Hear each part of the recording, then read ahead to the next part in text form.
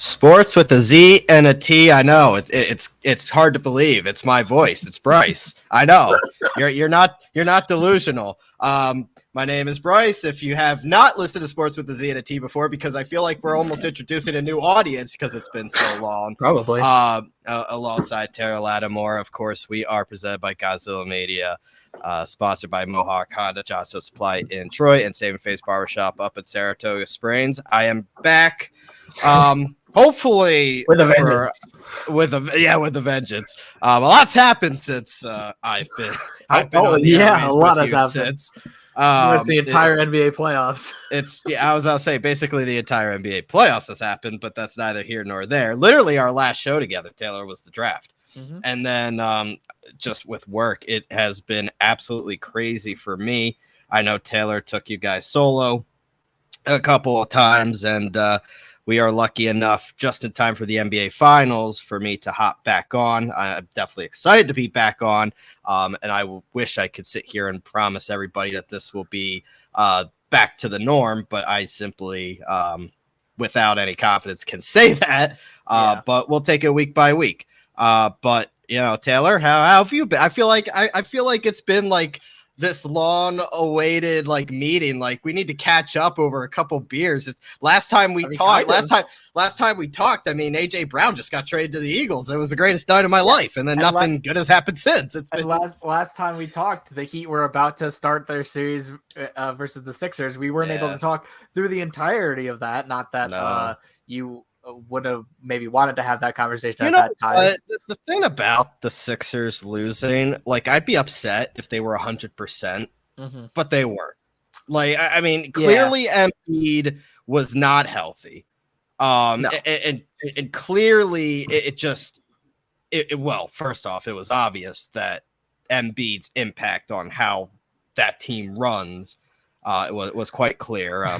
Not MVP enough, apparently, but I do not have the energy to go into that conversation. I went into it last episode by myself. Biggest disgrace the NBA has. Biggest disgrace ever. I mean, our last episode, if anyone listened to it, Jokic has more MVPs than Kobe. I mean, the fucking MVP is broken.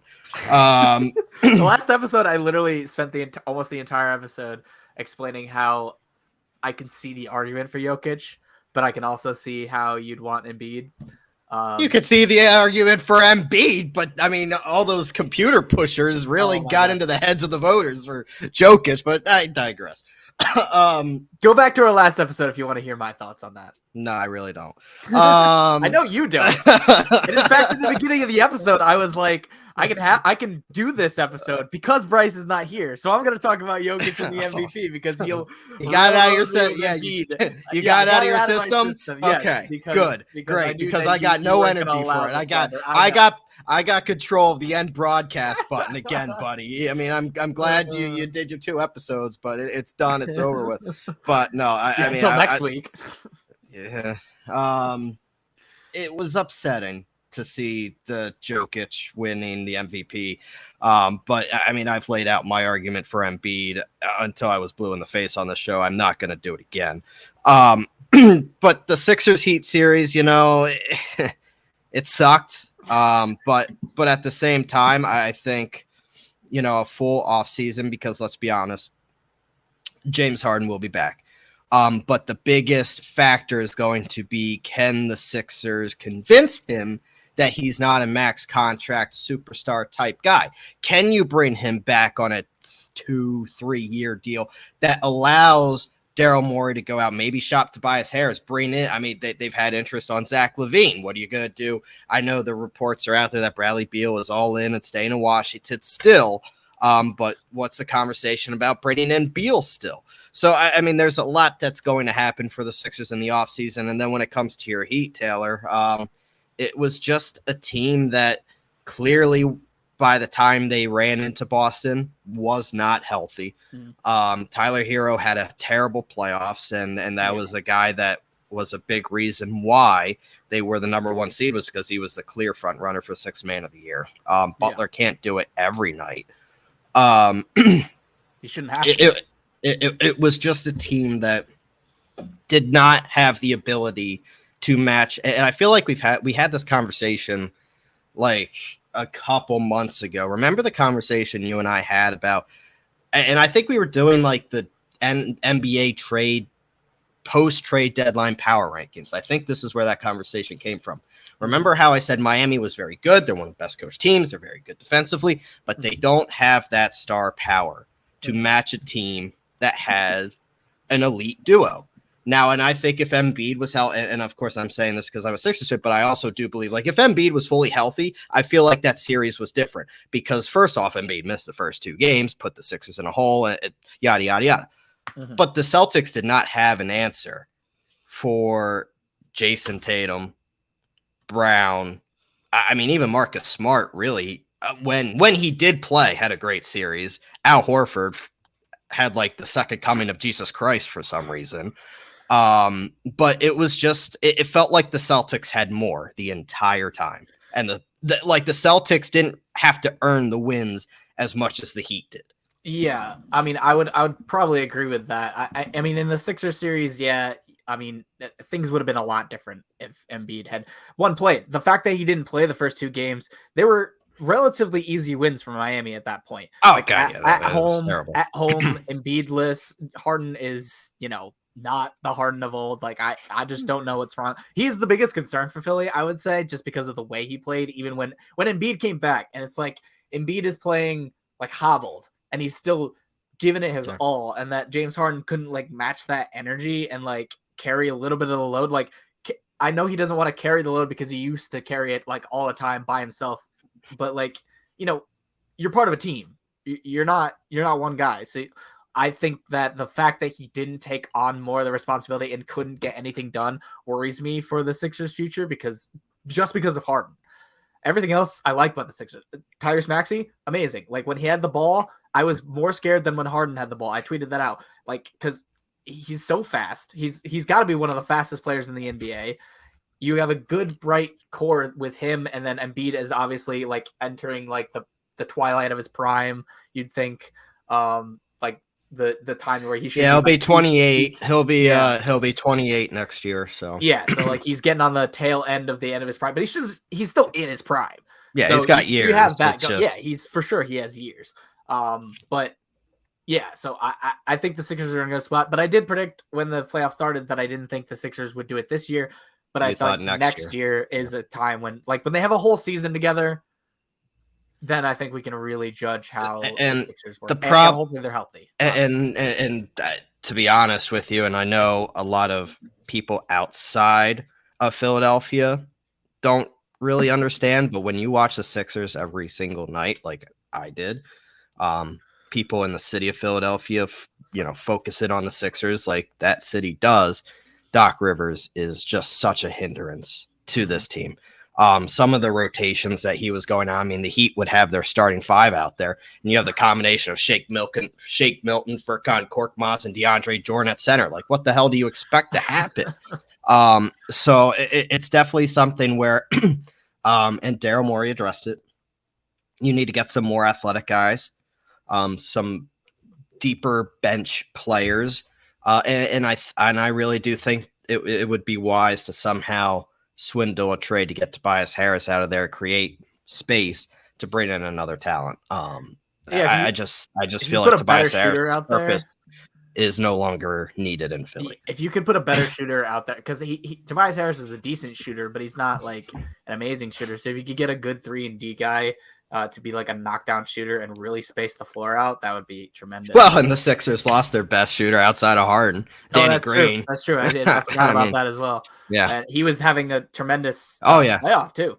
He was going off. Yeah, and then as for the Heat, yeah, you could definitely tell. I mean, they missed Tyler Hero. They missed Tyler Hero's 20 points like off the bench. Like that was crucial. We weren't getting that, and so Jimmy was having to score 40 instead of like if he could have been out there and scored like 20 plus, then maybe Jimmy only has to score 20, and that's less wear and tear on his body. I mean, in Game 7 against the Celtics, Jimmy played all 48 minutes, and that's insane. And he still had a chance at the end of that game to win it with that 3 that he took at the end of Game 7, which I don't fault him on at all because he earned the right to take that shot. He didn't I mean, sometimes the only player that showed up for the Heat. And he had that weird like time in the middle of the Celtics series where he was like hurt or whatever. But I mean, everyone is banged up at this point, so I really can't fault him on that. Bam is really what kills me. Bam, yeah, he was absent. Because I watch him play, and like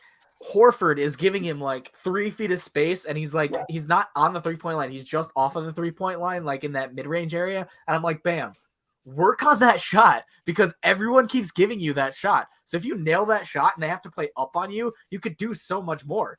But that's neither here nor there. He only showed up in the one game that Robert Williams didn't play. Otherwise, Robert Williams completely took him out. It was astounding how like Robert Williams just took him out of the series entirely for the games that he played. And then in the one game he didn't, it was Bam's best game, like 31 points. The Heat don't have enough. At this point, I think they should look to trade Tyler Hero if they can get like a star. I've been hearing like Donovan Mitchell, who knows if Donovan Mitchell wants to leave. But obviously Zach LaVine is another name that's been thrown around. And I don't know if Donovan Mitchell would be that good of a like pairing with Butler. I don't know, because I mean he's not a very good defender at all. But we have bad defenders. But on the offensive side, he's a guy who can get his own shot. And like, I mean, we saw in the bubble, and I know you want to say what you will about the bubble, but he at least proved that the bubble, like the Heat, can make another deep playoff run. Outside the bubble. But just the fact, that Donovan Mitchell has that repertoire where he can put up 50 in a playoff game. Like he's done that. I think he's done that not in the bubble as well. I just remember that duel with him and Jamal Murray in the bubble. It was like what stood out to me in that I think it was the first round or the second round. But I don't know. I'm not saying Donovan Mitchell is the guy. I'm just saying there's people out there, there's guys out there that you can maybe get a trade for. And I think Tyler Hero is a piece that because Tyler Hero wants a starting role, and I don't know if he's going to get one on the Heat, especially for keeping Kyle, at least for the next couple of years, Kyle Lowry and Jimmy. And, Strus is a great starting guy. He hit some really big shots against the Celtics. Also was terrible for a stretch there. He went 0 from 16 from 3 for a while until he hit he couldn't be stopped for some reason. But he couldn't mess against the Sixers. I did like what you said, though, about how like the Heat had to put in so much more effort for their wins than the Celtics did. Yep. But moving on, I don't think that's going to be the case in the Celtics next matchup. No, and that kind of leads right into it, right? We're going to talk about the NBA Finals preview, because that is going to be starting this Thursday, Taylor, as Game 1 out in Golden State. And look, this is a Warriors team that I think you and I, there's not really a surprise. I think there was a surprise that the Warriors had to play the lowly Mavericks to get to the finals. But I don't think any of us are surprised that they're there. I think the surprise here is the matchup in the Boston Celtics. Considering, I mean, this is a Celtics team that at one point they were 18-21. They were 11th in the East. They had just blown a 25-point lead to the Knicks on January 6th, and all hell was breaking loose. People were talking about, is this the end of Jason Tatum and Jaylen Brown, or were the Celtics going to trade and, start over? And they turned it around, and just by far over the final 3 months of the regular season was the hottest team in all of basketball. I mean, I don't really think it's that close. So when you look at this head to head, first off, the Warriors and the Celtics split this year. This is a team in Golden State that kind of resembles the pre-Kevin Durant eliteness that we came to know the Golden State Warriors to be. I mean, first off, they started the regular season 18-2. When Thompson returned in January, I mean, Draymond suffered a back injury, and then when Draymond came back, Steph sprained his left foot. So you never really got to see the three of them back together. But those absences allowed their bench to get bigger, better, and deeper. You saw Andrew Wiggins earn his first All-Star appearance. Jordan Poole emerged as a most improved player candidate and might be pushing Klay Thompson for a starting spot for all we know. I think that's crazy talk, but it's out there. The lineup inconsistency led the Warriors to kind of limp and not be talked about much into the playoffs, and they show up and made quick work of the Nuggets. And then they made quick work of the Mavericks. To be honest with you, I think, if it weren't for Luka Doncic, that would have been a 4-game sweep. Well, yeah, obviously, without if the Mavs didn't have their best player, it would have been a sweep. Yeah, I mean, what did it go? 7? Didn't it go 7? Yeah. Yeah. So no, it didn't. No, it 6. 6. No, it was. They were up 3-1, and then I think it went to 6. I think Luka and then Luka stole a game when he dropped 50. Yeah. Look, so, Golden State was only tested by Memphis. That game. That series was a good one, and they lost Ja, and who knows what would have happened. I know Memphis may have. You have to wonder a long run. You have to wonder really what happened if Ja did not get hurt in that series. Yep. But let's look at this a little closely. Looking at Golden State's lineup and Boston's lineup, you're going to look at Golden State. You're going to get Steph. You're going to get Poole. You're going to get Clay, Wiggins, and Draymond. That's the death lineup right there. You're right. You got Kevon Looney and Otto Porter Jr. also available. And I think that's when you're going to see, if Boston's size proves to be a little too difficult for guys like Poole, and it very well could. You're going to start to see those guys, Gary Payton, Porter, Iguodala, have yet to scrimmage with Golden State since the end of the conference finals. But there is some expectation that at least that Iguodala could be back from what we've heard. Yeah, former Finals MVP.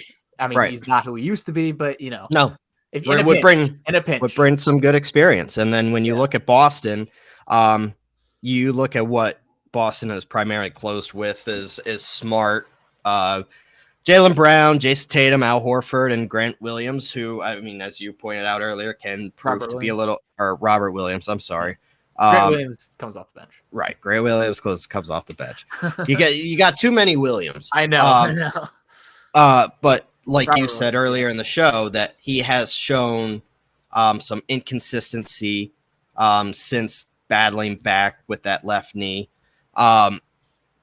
This is a matchup to watch, though, and this has been talked about a lot, is that Marcus Smart and Steph Curry matchup. That's going to be probably one of the matchups that decides this entire series.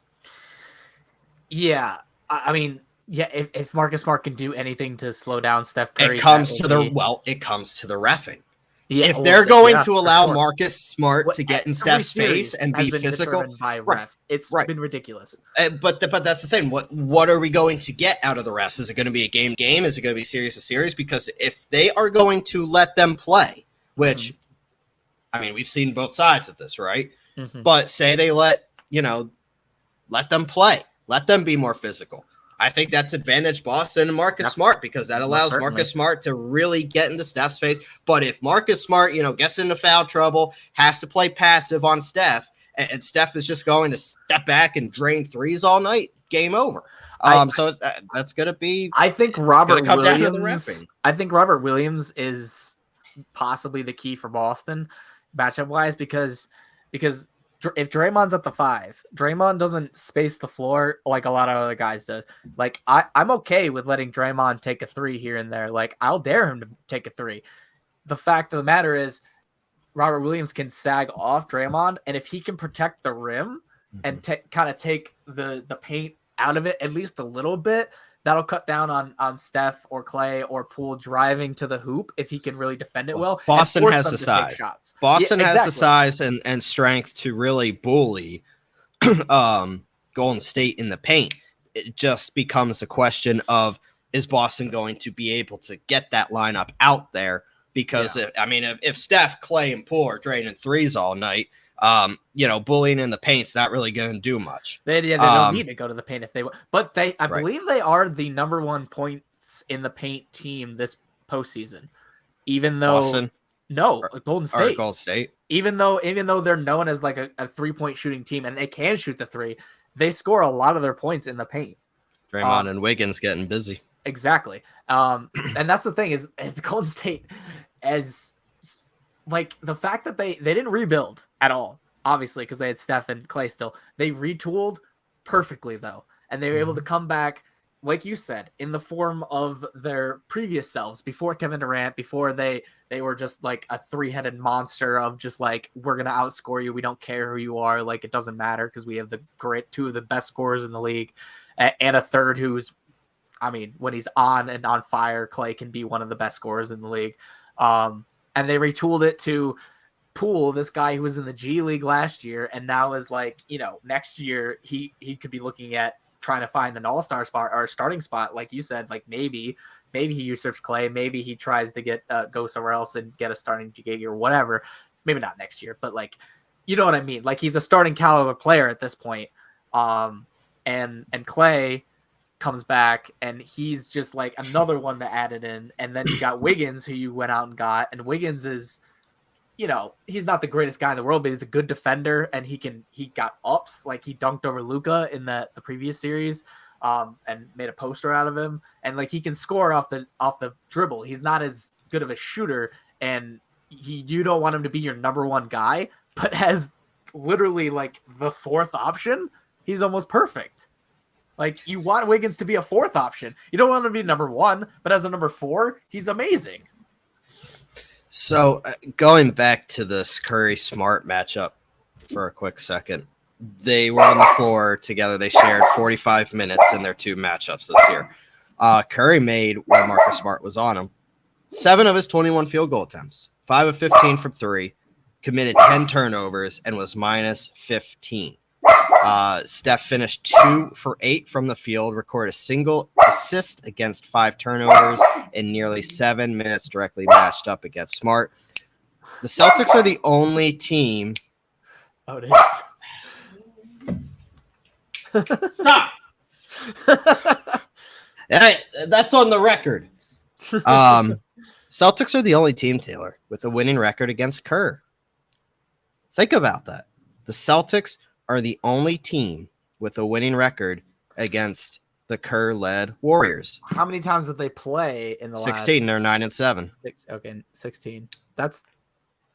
That's largely due to their ability to counter Curry with exceptional perimeter defense. You take away Steph, and it forces the Warriors to get away from. Now, obviously, look. This is a loaded Warriors team, different loaded Warriors team, but you still got Clay. You still got Poole. Andrew Wiggins, I think, is going to have a big role. And obviously Draymond with his defensive, prowess. He's going to play the big. He's going to be their center. Defenders of all time, I would say. But see, the thing is, when you're on Golden State, and you know how a lot of teams play this kind of game nowadays, where they hunt for the defensive weakness on a team. Mm-hmm. When the starting lineup is out there for Boston, who in the hell are you hunting if you're Steph Curry? Maybe you hunt Grant Williams or Al Horford because they're bigs. But we saw even in like the final shot that Jimmy Butler shot, that 3 that didn't go in, he was being guarded by Al Horford. Al Horford is backpedaling, like straight up backpedaling as Jimmy Butler's coming up. And somehow Horford is still able to stop and get the length because his arms are so long, and all of Boston is lengthy. Like they're just lengthy human beings. So they have such length and wingspan that he's still able to contest the shot. Even though he's backpedaling, he's able to change direction and contest the shot decently well enough that Jimmy Butler missed the shot. All I'm saying is, like, who on Boston do you seek out? Probably those bigs because they're not as quick as a Steph Curry, but like if it like you can't. Jaylen Brown is a good defender. Jason Tatum is a good defender. Al Horford's a good defender. Grant Williams is a great defender. So Boston's, at least their starting lineup. Once you get to the bench, it gets a little iffy because you have guys like Derek White. He's definitely one that you can take advantage of. That's what Jimmy Butler was doing in the last series, just hunting him every time he's on the floor. And Pritchard, if he ever gets in the game, they don't put him in the game because they can't trust him defensively. He's going to be a liability. So their bench is something else all entirely. But their starting lineup, at least, Boston does have probably the best. I mean, they do have the best defense in the league. And so they have lengthy guys who can defend everywhere. So at least when the starting lineups are out, defensively, I still go that the Boston has the edge.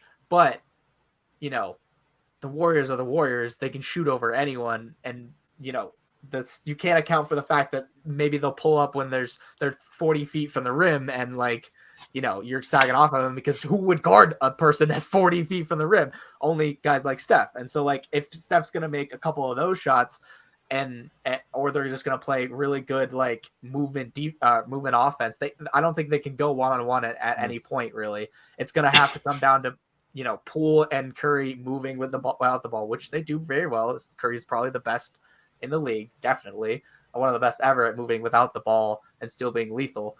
So it's whether or not Boston can chase all of that action. That's going to determine if Boston has any chance, because if they can't fight through the screens and chase the action, chase Steph Curry for 48 minutes, then eventually the Warriors are just going to wear you down. Yeah, I mean, the Warriors win, obviously, if they find ways to score on this Celtics defense, which not many teams have had an ability to do so. I mean, Boston defense is allowing just little over 101 points per game these playoffs, while Golden State is coming in scoring about 115 per game. So something tells me like somewhere in the middle there is where they're going to meet and they're going to clash. Just who's going to likely favor. The Warriors themselves have good defense and should be able to keep the Celtics from exploding on that end, but they'll need to find some cracks in the Boston defense that is honestly very elite. If Miami isn't the best defense, Boston sure is. If Robert Williams is not 100%, which appears to be the case, that would work in the Warriors' favor by removing a true threat at the rim, in my opinion. I mean, look, you could count Al Horford if you want, but I mean, save it for, a rainy day with me. The Celtics have one of the best defenses in the league, but they had a hard time stopping Jimmy Butler from dropping 40-plus points on multiple occasions. Then that was the reason why Game 7 became a thing. Yep. And a reason why they almost let Miami win it in the final seconds. If Butler didn't try to play hero ball. But he earned that shot. He didn't want to go to overtime. He played all 48 minutes. He was like, fuck overtime. I'm hitting this shot. The Celtics will go up against the Splash Brothers. We'll have to watch for Draymond on both sides. You have to be aware for the lethal impact of Jordan Poole, return of Gary Payton, potentially Andrew Wiggins, potentially Iguodala. When the Celtics are aggressive and get under their opponent's skin, they easily force the turnovers, like we talked about with Marcus Smart forcing on Steph. That turns into baskets, and that's where the Celtics can go on these crazy runs, and before you know it, you're down 20. So I think it's going to be that balance. I just don't know if I really trust Boston. Otis is about to get a pen thrown at. I don't know if I trust Boston either, but what I will say on the opposite end, if I'm Boston and I'm trying to hunt, like if I'm giving it to Jason Tatum and I'm putting screens, if the Warriors are choosing to switch everything and they're switching all the screens they're doing and you can hunt for someone, Jason Tatum on Steph Curry sounds like a juicy matchup to me. That sounds like barbecue chicken. I mean, I know that Steph Curry is not a terrible defender. I'm not going to go ahead and say that he is. A lot of people will say that Curry's a bad defender, and for his size, he is not a bad defender. But the problem is he just doesn't have the size. So if you put Jason Tatum on Steph Curry, I'm sorry, that's a bucket nearly every time. And so it's going to be a matter of if they switch everything, then you get that matchup if you want. If you're Tatum or Brown, honestly, either one of them against Steph Curry, I would take Tatum or Brown. So you do that matchup, and then it's a matter of, okay, are the Warriors going to commit to doubling if you're challenging Steph like that? And I don't know if they will. And if they do, will Celtics be able to be disciplined enough to make the extra pass and find the open shooter and then make the shots?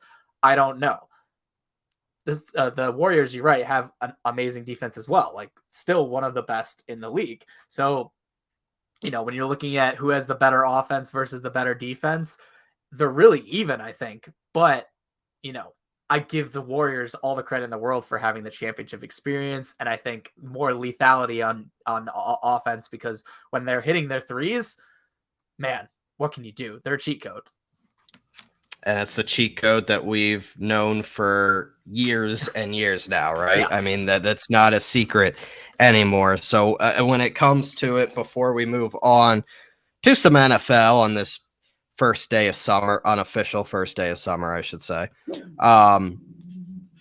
Who do you got? I mean, it's easy to say that, the Celtics will give the Warriors a decent run, but will they in the end? I think it's going to be a gentleman's sweep. I think it's Warriors in 5. I think Warriors in 6, only because Celtics have been very good at bounce back games after a loss. So the fact that I think they're going to lose a couple, obviously, in the first couple games, and I think that maybe they can steal one of them on the road, or they win, both on their home court in the second 2 games, or what have you. I think that the Celtics can get 2 wins where at least Jason Tatum goes off, probably after a loss when their back's against the wall. But I don't see it going 7 games because I do think that the Warriors can definitely win on the road just as easily as the Celtics. I think, like the Miami series, I think Boston's going to have to work so much harder for their wins than the Golden State Warriors will, in my opinion. And that matchup does start on Thursday at 9:00, which always Steph Curry drives wins me. His first Finals MVP. I feel like you have to give it to him if the Warriors win.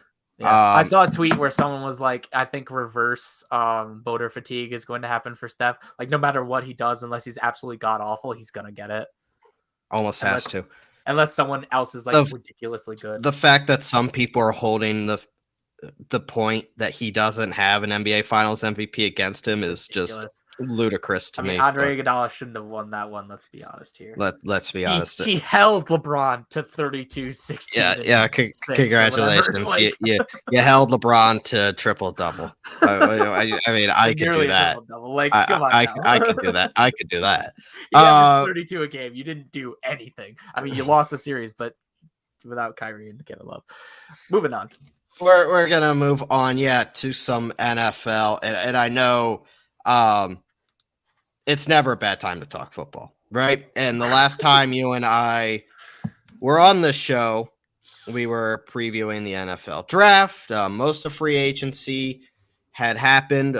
We didn't know what was going to happen come NFL draft week, and then the aftermath of what happened in the NFL draft. But we have some power rankings that came out. And I think it's time to share those said power rankings. If Otis will let me finish. Probably not. That would be awesome. What power rankings are you pulling up? Just so I can be looking at the same thing you are, because there's a lot of power rankings out there. I did the Peter King ones. Okay. The Peter King ones that most recently came out. All right. Let's do it. So let's start. Oh my Lord. You gotta stop, kid. You gotta stop. You gotta stop. Thank you. All right. Jeez, I got Otis barking over here. Taylor dying on me. Why did I come back? Sorry, I couldn't find the mute button quick enough. Why did I come back again? Professional. The button. So, Peter King came out, and we'll more use it as like a guideline to what we feel. He has the Bills as the top team, which seems to be a lot of people's consensus, but I have some reservations there. I can see the argument. The Chargers at 2 has me scratching my head. Yeah, no, I don't agree with that one at all. The Chiefs at 3, believe it or not, has me a little iffy. Think it should be lower? Yeah, I do. Without Tyreek. I do. And I think with the Chiefs without a lot of things. Yeah. The Rams at 4, like, I'm sorry, until you're not the top, you're the top. I agree with that. I definitely agree with that. So Rams should the fact that the Rams didn't get worse. They added, like, you get Bobby Wagner, you get Allen Robinson, you're pairing him with Cooper Kupp already. I mean, you lost Robert Woods, but Allen Robinson's an upgrade. I mean, they don't have Odell Beckham yet.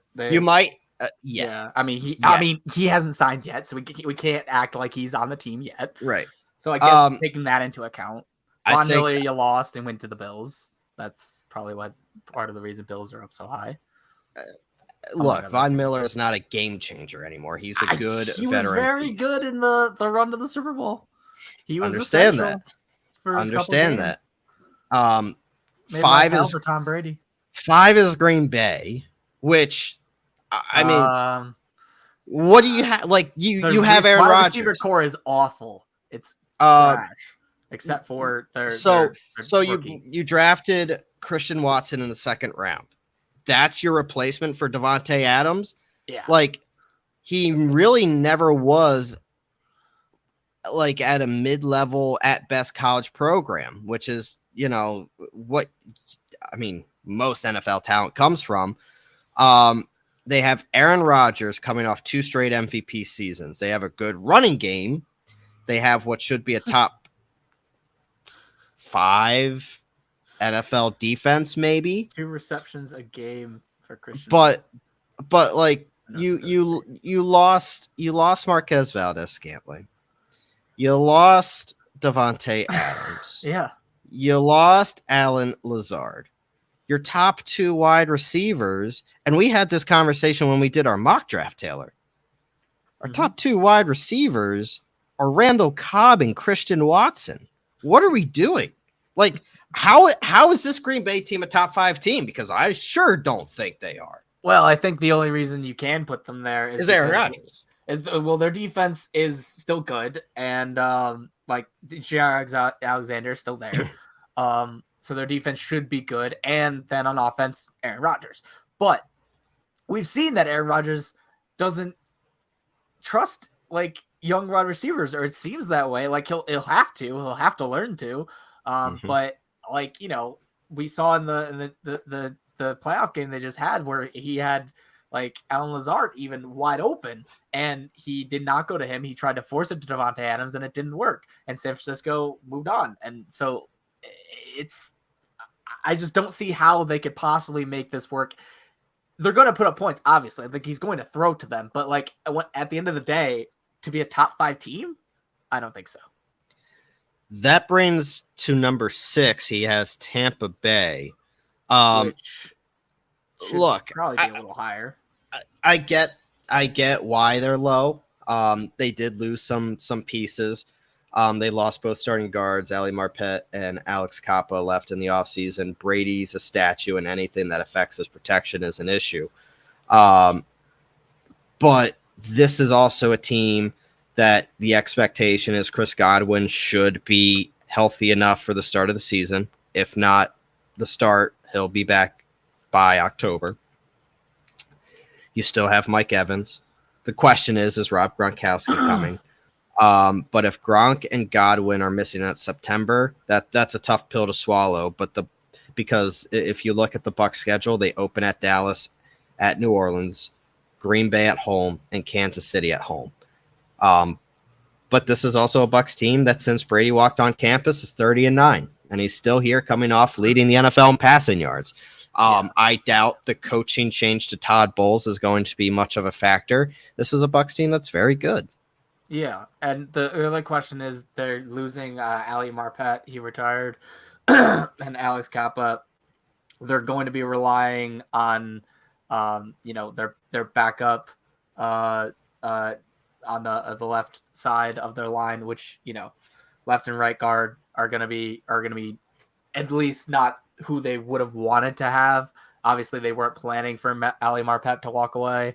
And so there's questions on the offensive line. And when you have a guy like Brady, who, you won't be a very mobile guy. He's not going to be running around out there. But on the flip side, if you build your offense around Tom Brady getting the ball out fast, which is what the Pats did for years, you can make it work because Brady is one of the brightest quarterbacks of all time, and he can get it out to the guy quickly in under 2 seconds if the play is there. So if you build your offense around that, I think that the Tampa Bay Buccaneers can be fine. They'll rely on Leonard Fournette to run the ball, to take pressure off of Brady as well. And I just don't see how they're not going to be, like, I would give them Green Bay's top 5 spot. Definitely. In my eyes. At number 7, he has, so at 7 and 8, he has 2 AFC North teams, and that would be Cincinnati at 7 and Baltimore at 8. Obviously, the Bengals, the defending AFC champions.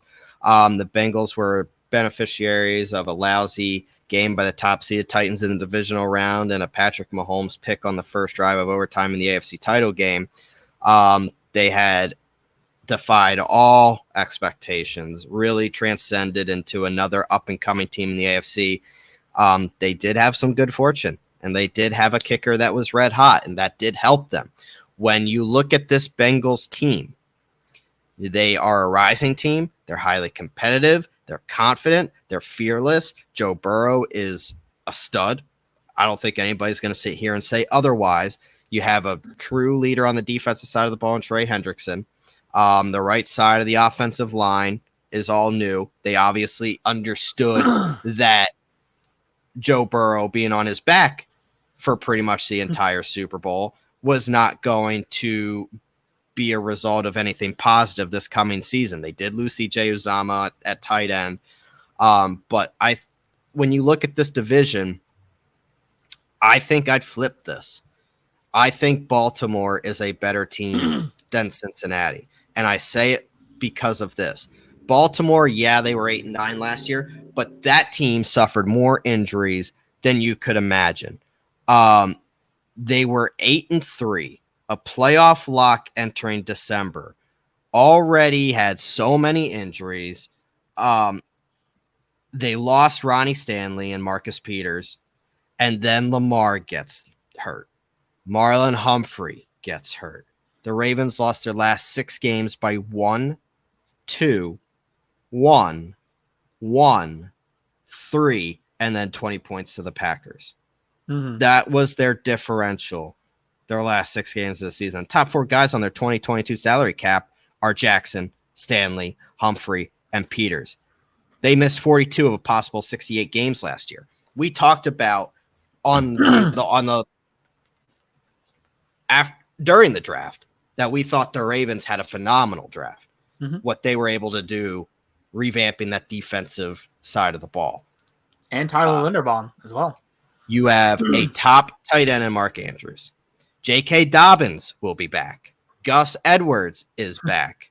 So you got that 3-headed monster in the backfield paired with Lamar Jackson. Kyle Hamilton on defense is going to be a chess piece for that back 7, while Tyler Linderbaum, the top center that you just mentioned, takes over long-term center, more protection for Lamar. They do have a little bit of a hole for their speedy wide receiver, Hollywood Brown, that they shipped off to Arizona. But then again, I like what this team has done. I think the Bengals are not the team to beat. I think it's the Ravens in the AFC North. And I would agree with you. And I think that had, things been different last year and the injury bug hadn't so destroyed the Ravens, I think they might have won the division. Like, this team is a good team. It's led by an MVP quarterback who does things that no other quarterback can do. You got a team that you have the best tight end or one of the best tight ends in football. At least production-wise last year, he was the best tight end. You got, your 3, 4, 5-headed monster at running back, however many you need to make that Ravens offense go, whether it be Lamar running the ball, J.K. Dobbins running the ball, Gus Edwards running the ball, or whatever running back they get off the street, because that's what they were playing with last year, and they were still good enough to compete in most games. And having that defense, retooled Kyle Hamilton, you get Tyler Linderbaum up there on the offensive line. I thought he was definitely the best center. I was surprised that he went down as far as he went. And as for the Bengals, I think they will be even better than they were last year during the regular season, knowing that they can, compete and get to a Super Bowl. That's confidence and experience right there. Plus the upgrade at offensive line for Joe Burrow, and Joe Burrow has never been fearless of anything. So him and at least people will know Jamar Chase is coming this time. So maybe they'll be a little more prepared with their game plans to what this guy is going to be able to do. So we'll see how that plays out during the season. But I can still see the Bengals competing for a playoff spot, but the AFC is loaded, and I do think Ravens win. I'm disgusted at how low the Colts are, but we're gonna get there. Relax. Will we ever get there? Because they're so goddamn far. And they should be. But we'll get there. They're below the Lions. We'll get there. No. We'll get there. Oh, we don't have to talk about them. I mean, we're talking relevant teams, okay? Can we get to the next relevant team? Oh, thanks. My God. The Titans are not better than the Colts. They're not. They have no wide receivers. And they have a trash quarterback. And don't say Matt Ryan is trash because you don't know what. No, he is not. His team was. He's not even the starter. Relax. He's the starter. What are you talking about? Who is starting for the Colts? Sam Ellinger? No. Look, any team that just signed Nick Foles to a 2-year deal. Oh, Nick Foles. I forgot about him because he just got signed.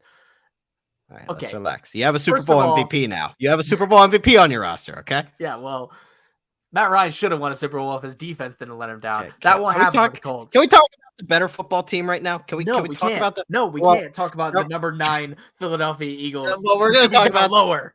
We're going to talk about the number 9 Philadelphia Eagles, who absolutely deserve to be in the top 10. No. Best team in the East.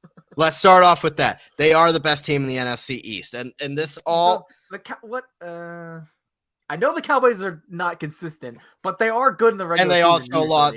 And they also think about what they. We'll get to Dallas, but think about what they lost. I mean, they had a terrible offseason, so yeah.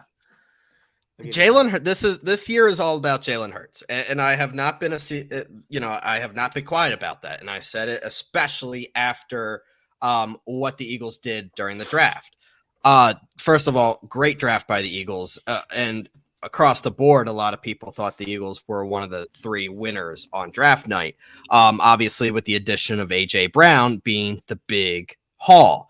You look at this wide receiver corps, Taylor, of A.J. Brown, Devontae Smith, last year's first-round pick, Kez Watkins, and your old friend Zach Pascal, being good enough to make this Eagles offense a top 10 offense.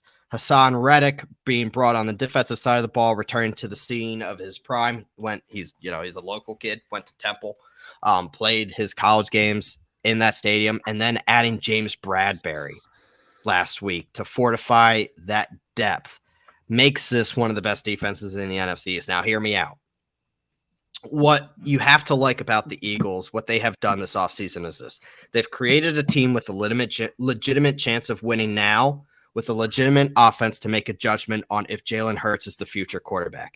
Howie Roseman has done it while still retaining enough pieces for the future to address the quarterback position if he needs to in 2023.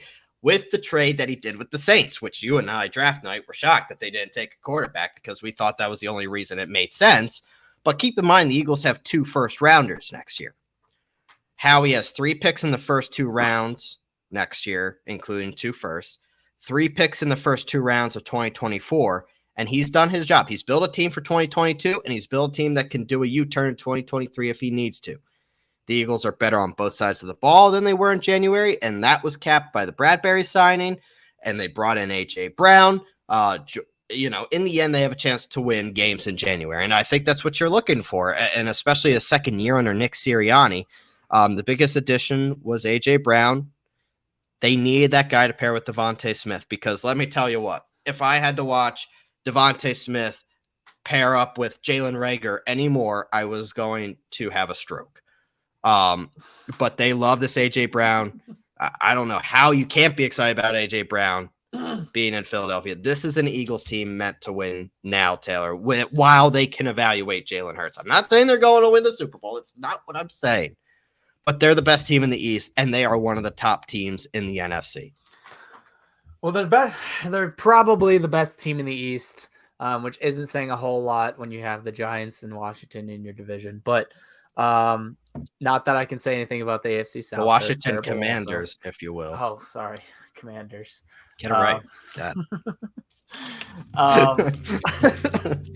I thought we agreed we were not going to call them the Commanders. They are the Washington football team in my eyes, and they always will be. We'll just say Washington. Anyway, they're definitely the best team in the East. Well, actually, I can't even say that. I think they will be, but you never know. I know the Cowboys lost things, and I know that they have a lot of questions. But I still think that they have the pieces to at least compete. They still have guys like CeeDee Lamb. They still have, I'm going to say Zeke and Pollard because I think the combination of the two is better than just saying Zeke because Zeke is not the guy he used to be. Excuse me, I had you on there. Their defense is good enough to compete, especially in a trash division. They'll beat up on the Giants, I think, and Washington.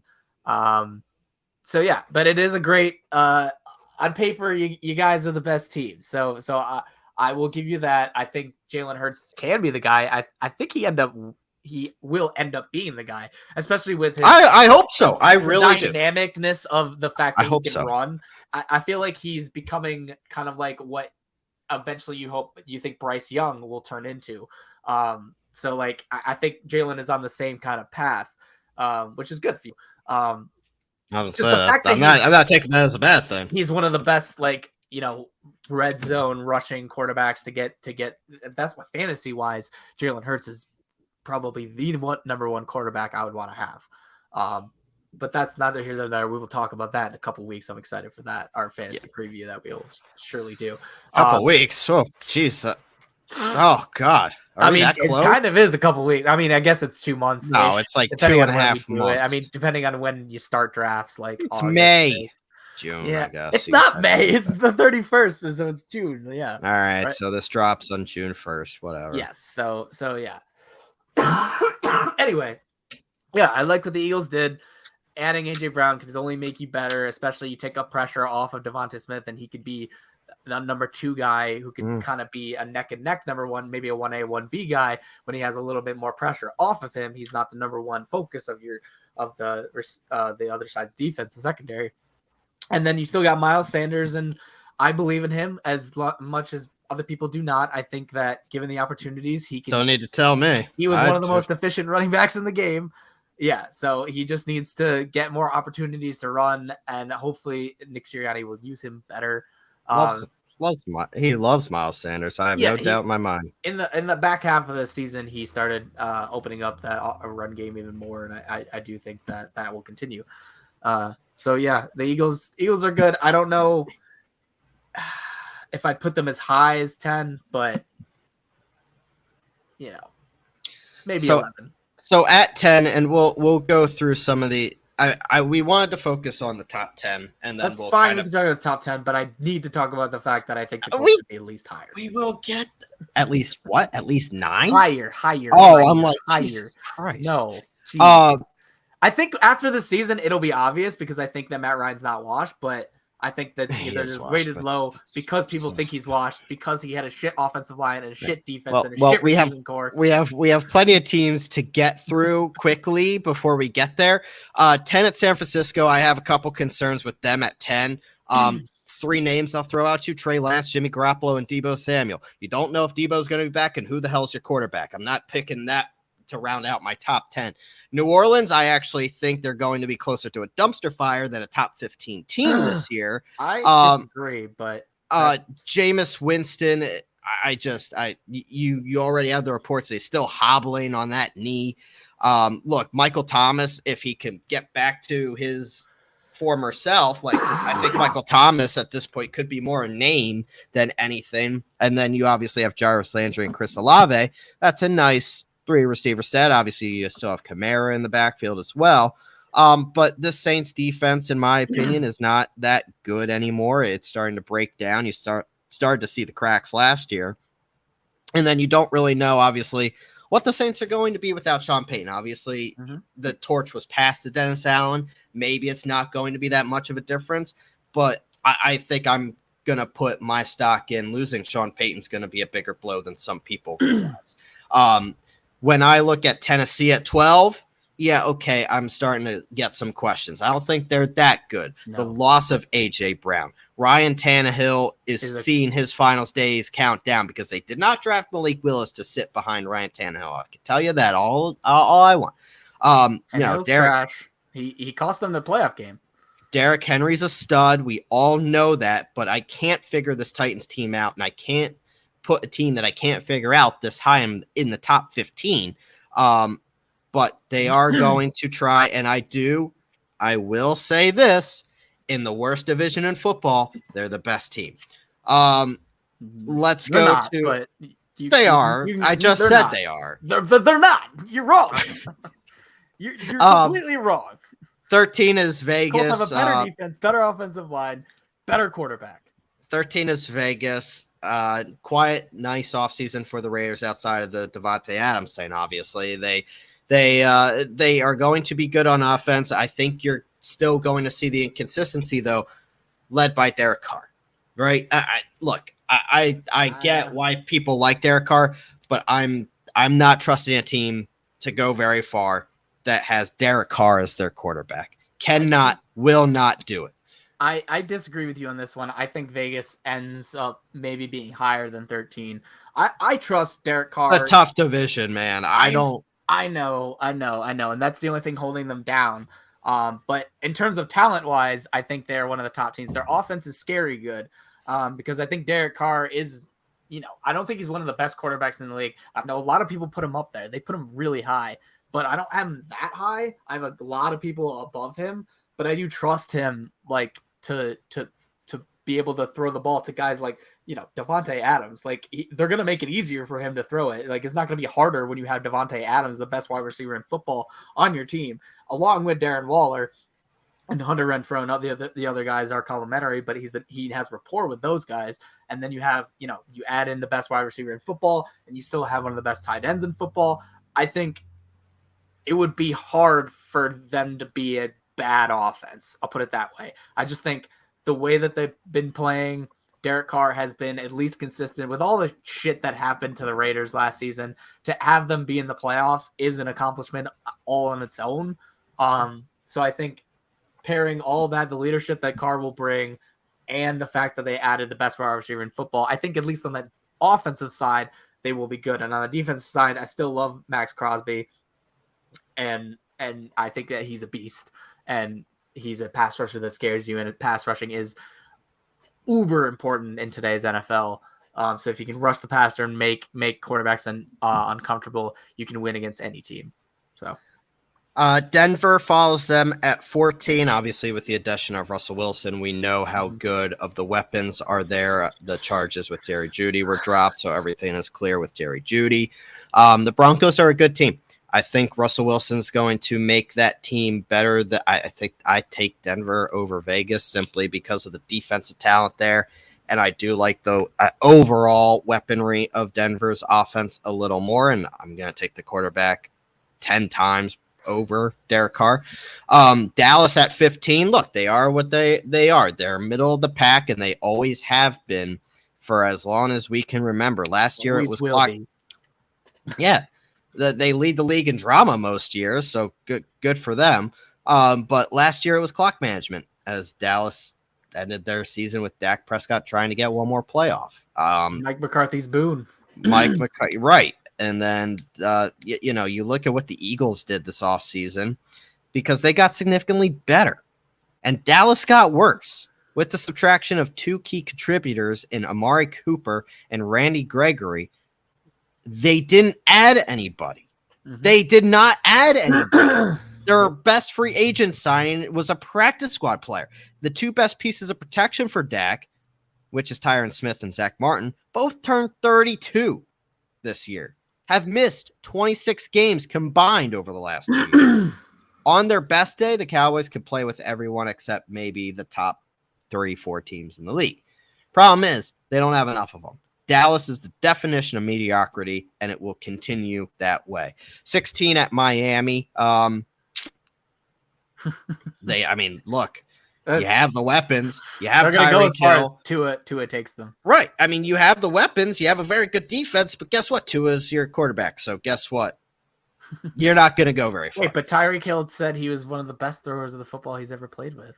I don't know how he could say that, especially that video that came out with the flabbering duck that Tua threw to him.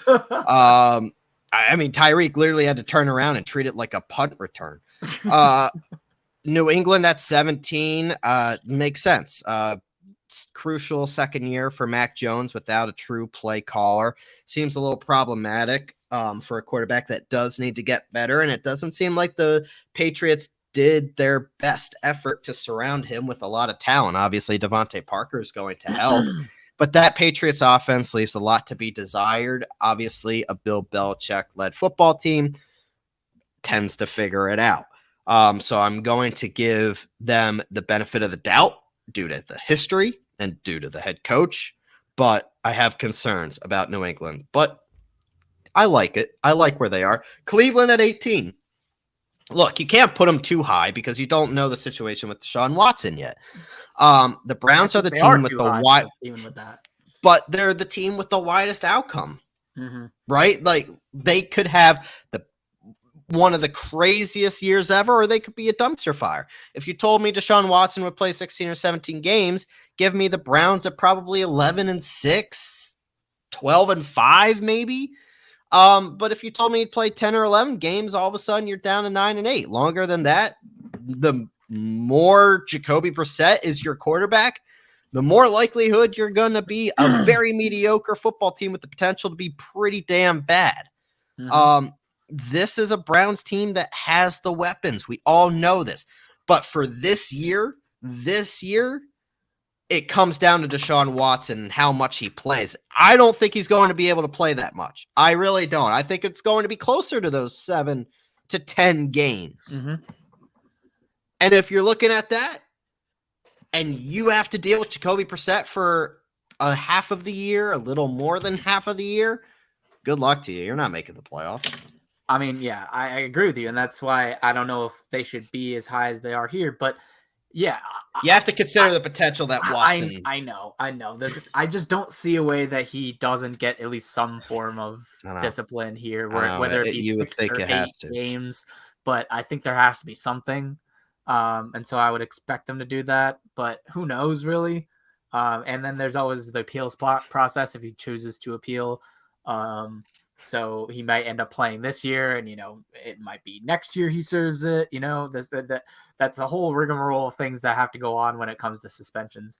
But yeah, if Jacoby Brissett is playing, then yeah, I don't give them much of a chance to get more than like 9-8 or something like that. 19 at Minnesota. Look, the lower side of mediocrity whenever your quarterback is Kirk Cousins.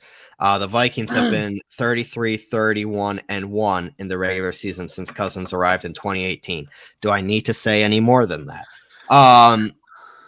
Look, you have the weapons, you have a decent defense, but guess what? You're not going to go very far if your quarterback can't win you, crucial games, and that is what Kirk Cousins does. Number 20, the Detroit Lions. I don't remember this guy smoking. Look, I get it. You want to be the guy that said, I told you so. But I just don't see it, man. Jared, I just don't see it. This Lions team is one of the 2 worst teams in all of football. Yeah, no, I don't see it. I don't see it at all. I think it's disrespectful to have them as high as you do. Like, I understand, like, his argument here is, the Lions played a lot of close games. They were 11-6 against the spread. They were down in games, but they always fought back. And it's like, okay, cool. You fought back when you were losing. Maybe don't do that and don't get yourself into a hole. The fact of the matter is they still got themselves in a hole. And I know you're adding Hutchinson, but you still have Jared Goff. So, like, when it comes down to it, how much better did you really get this offseason? Did they have a Eagles type offseason? Did they have but they didn't have a Cowboys type offseason? They got a little bit better. Do I think they go from 13-1 to middle of the road, even 9-8? I don't really think so. I mean, this comes down to Jared Goff, right? Who has to be more productive for the Lions to play meaningful football to stave off, his own team looking for a new quarterback in 2023. I just don't think that's going to happen. No. I really don't think it's going to happen. And then we go to the appropriately ranked number 21 Indianapolis Colts. The appropriately ranked. It's bullshit. They'll go as far as the quarterback takes them. That's not a secret. Jacoby Brissett, Phillip Rivers, Carson Wentz. Those are your last 3 quarterbacks, folks. Now they have settled on to 37-year-old Matt Ryan with a suspect receiving corps that features Paris Campbell, Michael Pittman. Michael Pittman's not and suspect. Alec Pierce. Let's be real here. He's a 1,000-yard receiver. I like Michael Pittman, Yeah, but everything else, yes. I was saying as in general. Matt Ryan, 7.1 yards per attempt with Atlanta last year was his lowest in 8 years. And Frank Reich has been hungry to start stretching the defense with some deeper throws. So I question the marriage here, which brings up my next point, Taylor, that the signing of one Super Bowl MVP, Big Dick Nick, BDN, Nick Foles, if you will, I'm telling you, give it 2 months. Through this with Nick Foles and Chicago, he's not good. He had one magical playoff run, albeit with Frank Reich. Excuse me, sir. Excuse me. He was a Super Bowl MVP. Do not talk. Okay, one magical playoff. That's exactly more than what it was. Okay, the Colts had the talent, wasn't it? The Colts, it sure was magical. It sure was. Yeah, but it was just that magic. It was magic. It was the Colts' fate, destiny, but nothing. Can you let me compliment your team before I change my mind? Sure, because you've just done an hour of shitting on them. So let's go. The Colts have the talent to win the AFC South. They do, and the defense is good enough to keep them in any game. But they need a quarterback who makes receivers better and who's in the building for more than 10 or 15 minutes. We got to stop doing the Renaissance guys since Andrew Luck. We can't keep doing the Jacoby Brissett, the Phillip Rivers, Carson Wentz. Let's settle. Like, look, I get we didn't have a plan for our franchise quarterback. I get the Carson Wentz hate. I get it as much as anyone. But it seems a little suspect to give up on him after that 1 year. Yes, I get the collapse. And yes, I get the reasons why. But it's not always greener on the other side. And I don't know if a 37-year-old Matt Ryan can do more than what Carson Wentz can do for an offense. I struggle to see Matt Ryan doing anything better than Carson Wentz. Matt Ryan has been a turnover machine. Look at the turnovers. Look at the turnovers. Look at the team. You cannot look at them in a vacuum. There has to be context for arguments. So if you're saying Matt Ryan is turnover prone, okay, is he rushed every time because he has a shit offensive line? Is he playing from behind so he's trying to do hero ball because his defense is terrible? Yes, all those things were true of the Falcons. In a vacuum, you can't just say, "Oh, he had more turnovers than Carson Wentz." You have to watch the games. You have to. I don't watch Falcons games always, so I can't say that I have watched all of Matt Ryan's games, but I can say that his whole team was trash. Like, his offensive line was trash. He was missing a ton of receivers, whether to be an injury to the point where his only good wide receiver outside of, Cordell Patterson, whatever you want to call him, it was Kyle Pitts, and he was a rookie. And so last year, all of his numbers were going to be off and skewed. Give him a receiving core. Yeah, I know the Colts don't have that suspect receiving core. Alec Pierce, I think, will be good. He's a rookie, though, so who knows? Michael Pittman is good. Their tight ends are going to be good. They're going to use Neiman Hines, who's a great receiving running back. You can put him in the slot if you want to. They've already said that they're going to be using him a ton. So count him in the wide receiver core, basically, because that's what he's going to be doing a lot of the time. And then you got, I even mentioned Jonathan Taylor, the best offensive player. I don't need to. Who can catch as much as anyone, and obviously he's going to be running the ball a hell of a lot. The fact of the matter is, what does they're behind 30-0? They're not going to be behind 30-0. We have a top 5 defense in the league. We added Stephon Gilmore. We already have DeForest Buckner, an All-Pro. We already have Darius Leonard, an All-Pro. We already have Kenny Moore, an All-Pro. We added Stephon Gilmore, a former Defensive Player of the Year. All these are good things. Rodney McLeod, he's not. We're doing good things. It's like the meme sitting at the kid. It's like the meme. It's like I really hope that the Colts do so much better than the Eagles this year, because I will laugh in your face. Because what does Matt Ryan do better than Carson Wentz? Decision making. He's not going to throw stupid lob throws that Carson Wentz tried to do. The shovel passes that were immediately intercepted. Well, I hope you have those. The thing is, I would say you have 4 guaranteed wins, but I think the Jaguars, for some reason, have your number for at least one game. Well, that's true. At least one. And But other then than that, Houston, maybe the we beat Davis Houston Mills. both fucking times. Are you kidding me? Don't give me that bullshit with Houston. No. Oh yeah, you're gonna and the Eagles are gonna lose the Giants because they lost to them last year. Remember that one? I do. I was front and center for it. Yeah, it was great, wasn't it? So No. don't talk to me about dropping weird games against bad teams because the Eagles will do the same thing. They'll probably lose to Washington one time. But we're going to beat the Titans because the Titans are trash, and they shouldn't be as high up on this list as the Colts should be flipped because they have a better running back, because I'm going to go ahead and say that he's better because Derrick Henry is only going to get more injuries because they run him into the ground every single year, and they have no wide receivers, so what are you going to do? They have a trash quarterback who can't make other wide receivers better, so... Neither do you! Yes, we do! We have one who went to a Super Bowl! Has Tannehill even sniffed a Super Bowl? Ever? Yeah, he went to the AFC Championship. That's not sniffing a Super Bowl.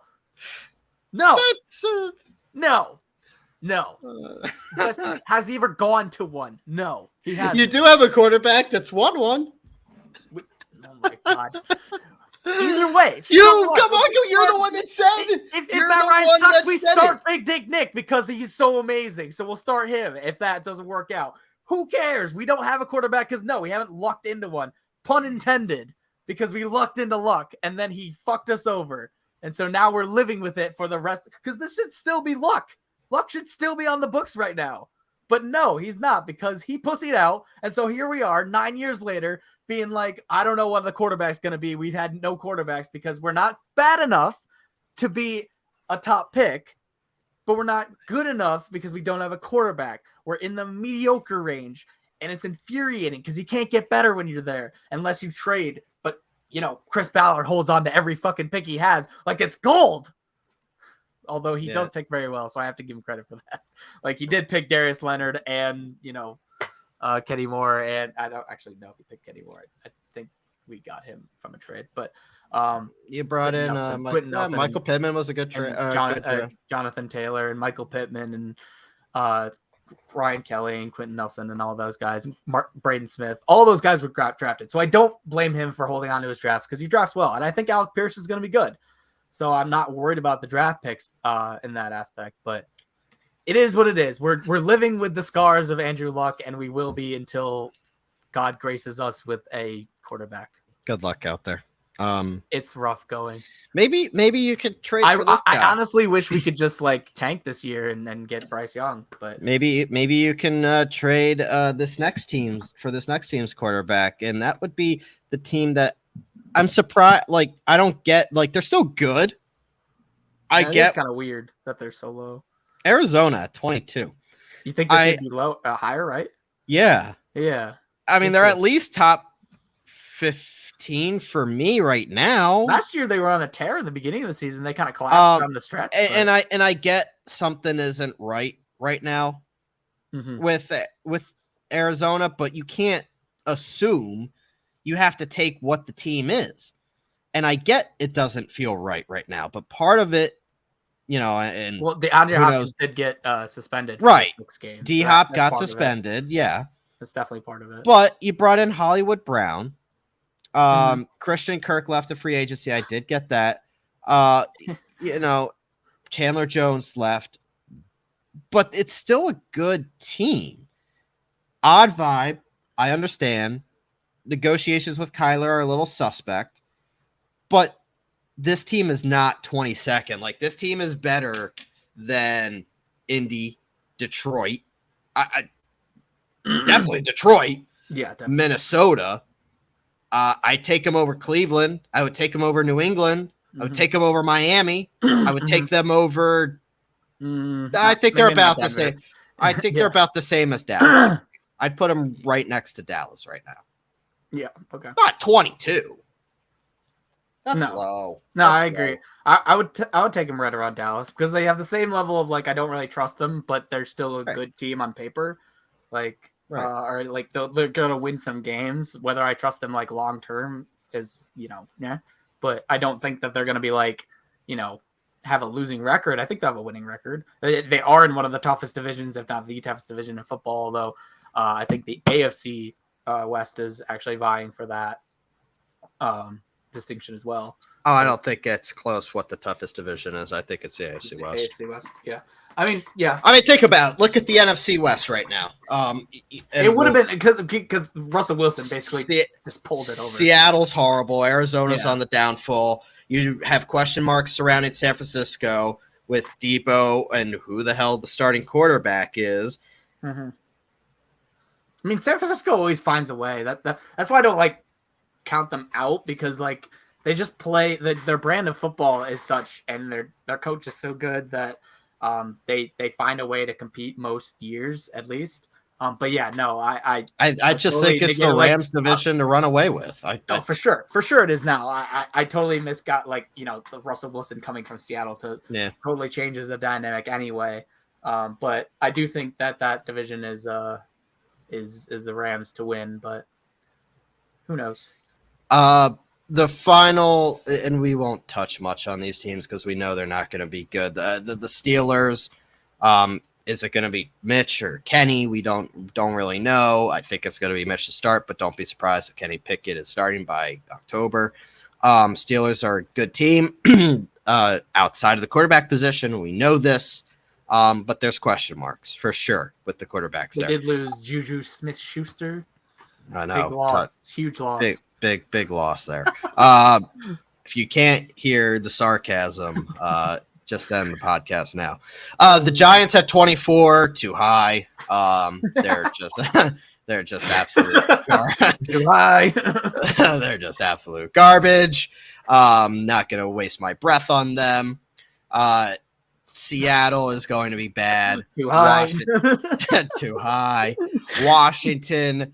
I think we'll be better than the Giants. I really do. I think Washington's going to be better than the Giants. I do think that Carson Wentz will do enough. I like the weapons with Terry McLaurin, Jahan Dotson, and Curtis Samuel. They have a good running game. I think there's potential there for Washington. I'm not saying they're going to be good, but I'd put them ahead of the Giants in the division.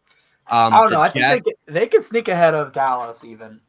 I don't think they'll. No, I don't think it'll be that big. I don't think it'll be that big of a leap. But it depends how Carson Wentz decides to play. If he starts to play like he did last year, he could. The Colts did well for a while. It just didn't close out at all. The Jets at 27. They had a really nice offseason. They do. They're building. But a tough schedule and a lot of young talent that needs to grow. So be patient with the Jets. I feel like 27. They'll go as far as Zach Wilson takes them. So if Zach Wilson makes a epic leap, given his new weapons he has, mainly Garrett Wilson, if he makes that leap, then the Jets could be competitive. I don't think they'll make it that far up, but I could see them ending in the teens if Zach Wilson takes a step. If he doesn't, then you retool. You have a great core, and maybe if you're bad again, you can draft a quarterback next year. The Bears at 28. I think they should be higher, primarily because I do think they're better than the Lions. They are a bad football team, though. Obviously, there's not much around the Bears and Justin Fields anymore. They're starting from scratch. They trade Khalil Mack. The general manager is aware that they'll have a league high $97 million in cap space in 2023. They just have to get through this year. It's going to be a rough year for Chicago. Hate to break it to any Bears fans that happen to be listening to the podcast. Not sure there are many because I don't even know any Bears fans. Jacksonville Jaguars at 29. The fighting Doug Petersons. Look, turning the corner. We'll see what Doug can do with Trevor Lawrence, a competent head coach that has won a Super Bowl with a young quarterback. He's had a lot of success with young quarterbacks. So we'll see. I think 29 is about right for now, but a lot of room for growth there. A lot of room. Yeah, definitely some room for growth. Atlanta. They're still Jacksonville. Atlanta at 30. They're just god awful. Marcus Mariota or Desmond Ridder. I don't think it matters. Carolina at 31. I think I'd have them higher. I just think that's look, they're not going to be good, but they're not going to be 31. They're not that bad. And then Houston at 32, who, we know that it's It's Houston. I don't know what else you want me to say here. I mean, as for Carolina at 31, I think if Christian McCaffrey can stay healthy, big ask, I know, but stay healthy throughout the whole season. Don't get my hopes up now. Then they won't be 31 because he is an offense unto himself, and he can bring them out of games and really carry the load offensively a lot of times. But the problem is, because he is an offense unto himself, he is under a lot of stress, and that usually leads to injuries. It has for the past 2 years. I don't think I'll be taking him in fantasy unless he drops absurdly far and I have to. But I'm not taking him number 1. I can guarantee you that if I have the number 1 ever. Not happening. Not happening. Jonathan Taylor, come to me.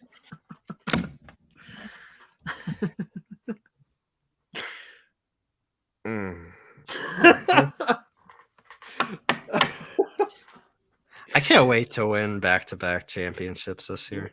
You're not going to win back-to-back champions. It's not going to happen because I'm going to take the crown. I mean, if I did lose it to somebody, I would like it to be you. I'd like to keep it in the show at least, but That's fair. I mean, I would like to have me and you in a championship. That'd be nice. That would be nice. I'd like some money payouts this year as well. That would be we're all broke though, so I mean, I would be down, but we'll have to talk to the old Ghazi Bear. Yeah, well, it's a good thing we have him on speed dial. That'll do it for this week's episode of Sports with a Z and a T. I would like to thank everybody for hopping back aboard the sports train with us. Hopefully, this will be more of a more consistent thing from here on out. I can't promise it, like I said, but I'm going to try. But we'll see how the NBA Finals goes. We'll see how the summer unfolds here, and before we know it, we'll be talking fantasy football. We'll be talking college football preview, and we'll be back into our football preview. I don't even want to think about that right now. I'm in full summer mode. I'm excited that it's finally summertime, and just ready to enjoy the next couple of months. It's going to be a little bit of a slow conversational piece for the next couple of months, because I mean, you can only sit here and talk so much about baseball, but well, hey, we'll figure it out. We'll figure it out because we always do. These odd months. We could talk about anything though. Like we could talk about whatever, and we'll make it an hour because we don't even have to try. And we just not soccer. An hour and a half. We do have some soccer listeners. I know that, but I'm not a big soccer guy. The problem is I don't know a lot. I know about soccer, the sport, because I played it as a kid. But like as far as you're not going to hear me say one positive thing about soccer ever. Well, yeah, you're no fun. Ever. You're no fun. And as for baseball, it's exciting that we can talk about it soon. It's exciting that my New York Yankees are at least tied for the top of the standings. Loss-wise, they're tied with the Dodgers for the best record in baseball. So that's awesome. I'm sure we'll have lots to talk about come June, July. Go Birds. Go Birds. All right. All right. I'm hungry. This is fun. Happy to be back. It's happy to see your ugly face again. No, I'm just kidding. I'm excited good to be for back. The NBA Finals, and if you can't go, I'll probably just do a quick little recap. I will try. Like I said, I will try my best, and we'll go for that. But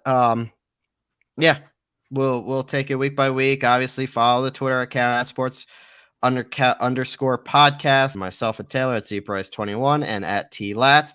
We can be heard on any podcast platform, whether it be Apple, Spotify. You can see the video on YouTube as well if you want to see our faces during the show. Every episode will be dropping on Wednesday morning, and then you can hear it throughout the week whenever you feel is best.